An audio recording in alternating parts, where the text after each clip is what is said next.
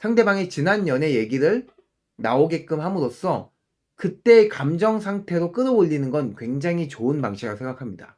왜? 질문이 딱 이거죠. 왜 이전 연애에 대해서 질문하면 안 되는 것일까? 썸을 타거나 연애를 할 때 상대방의 지난 연애에 대해서 물어보는 건 좋은 것인가 나쁜 것인가? 보통 이제 나쁜 것이다 라는 인식이 많이 있죠. 지난 연애는 물어보지 마라. 상대방의 과거에 대해서 캐묻지 마라. 저는 개인적으로 물어봐도 좋다고 생각합니다. 물어보고 내 지난 연애를 하는 것도 좋다고 생각합니다. 그런 것들 주고받는 건 굉장히 좋다고 생각해요. 대신 주의해야 될 점은 뭐냐? 헤어진 이유에 대해서는 물어볼 필요 없다. 상대방의 헤어진 이유에 대해서는 물어볼 필요가 없다. 왜 이전 연애에 대한 이야기를 주고받으면 전 좋다고 생각하느냐면, 연애에 대한 얘기는 기본적으로 우리가 남녀 관계에 대한 감정을 불러일으키기 좋잖아요. 그런 감정 상태를 만들기 좋죠. 상대방의 지난 연애 얘기를 나오게끔 함으로써 그때의 감정 상태로 끌어올리는 건 굉장히 좋은 방식이라고 생각합니다. 왜?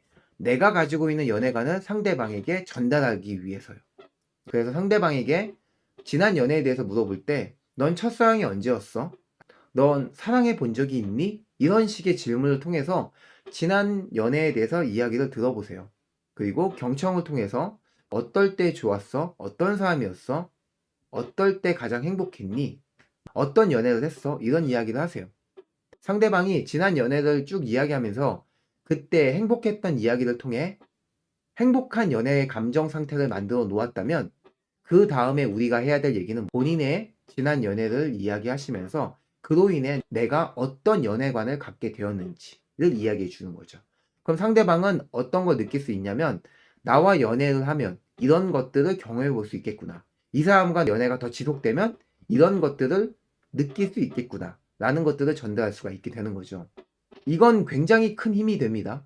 왜냐하면 남녀 관계에서 썸을 탈 때, 연애를 할 땐 더더욱 그렇죠. 상대방과 내가 연애를 하게 되면 뭘 할 수 있을까에 대한 기대는 늘 필요하고요. 그 기대가 이 사람과의 만남에서의 신뢰감들을 만들어 주거든요. 우리가 그 상대방하고 비즈니스를 하는 게 아니잖아요. 연애를 하는 거잖아요. 그 상대방의 연애관이 제일 궁금해요.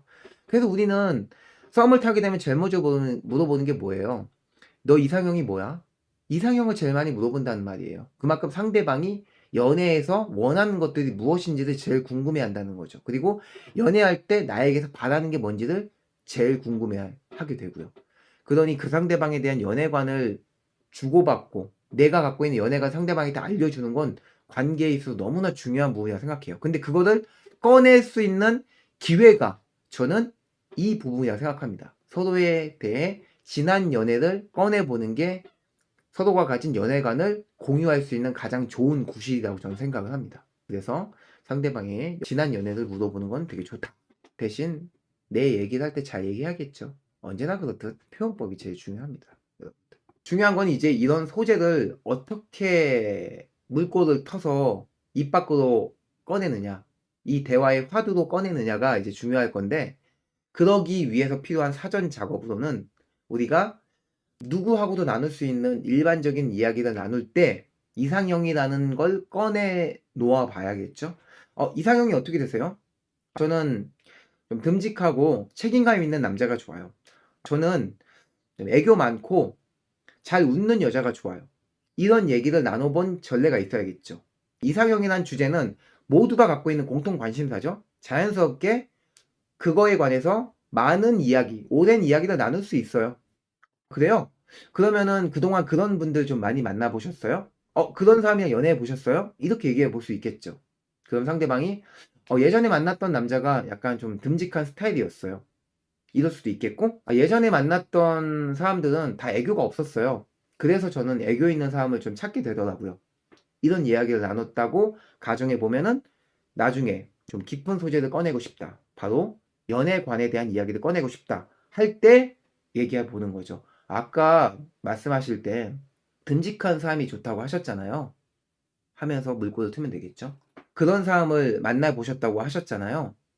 그때 만났을 때 어땠어요? 듬직한 남자를 만나면 어떤 점이 좋던가요? 이렇게 이야기를 꺼내면 자연스럽게 그 연애 얘기를 들을 수가 있겠죠. 그러면서 우리 차례가 됐을 때 아까 제가 애교 많은 여자가 좋다고 했잖아요. 근데 저는 그런 여자들 못 만나 봤거든요. 항상 만나면은 무뚝뚝하고 표현이 부족한 여자들만을 만났어요. 그래서 제가 오히려 더 애교를 많이 부려야 되는 상황이었는데, 문제는 제 애교가 그다지 상대방에게 좋은 모습으로 작용하지 않았었던 거죠. 상대방은 제 애교를 되게 부담스러워 했었어요. 저는 애정의 표현이라고 했는데 상대방은 너무 낯간지럽다, 이런 모습을 보이더라고요. 그래서 그 이후로 좀 제 연애관이 바뀌었어요.